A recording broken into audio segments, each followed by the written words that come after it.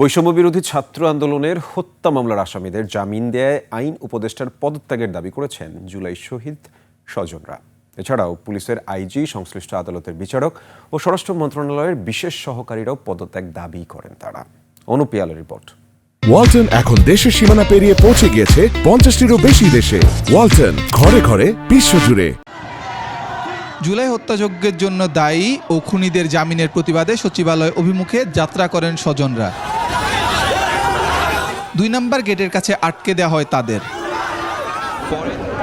পরে সচিবালয়ের সামনে মানববন্ধন ও সমাবেশ করেন তারা। সরকারের প্রতি ক্ষোভ জানিয়ে স্বজনরা বলেন, 1 বছর হয়ে গেল এখনো কোনো হত্যাকারীর বিচার হয়নি। 1 বছর হয়ে গেল আমাদের ভাইরা আজও বেআইনিভাবে শুয়ে আছে।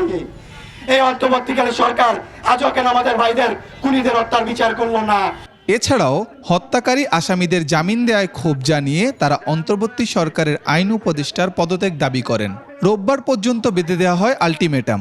টাকা খেয়ে হাইকোর্টের সাথে লিয়াজু মেনটেন করে সমস্ত আসামিদেরকে জামিন করে দিচ্ছে। বর্তমান সরকারের আইন উপদেষ্টার পদত্যাগ চাই। জুলাই আহত ও শহীদদের স্বজনরা সচিবালয়ের দিকে যেতে চাইলে পুলিশ বাধা ও অসদাচরণের অভিযোগও করেন তারা। অনুপ পিয়াল, 21 টেলিভিশন, ঢাকা।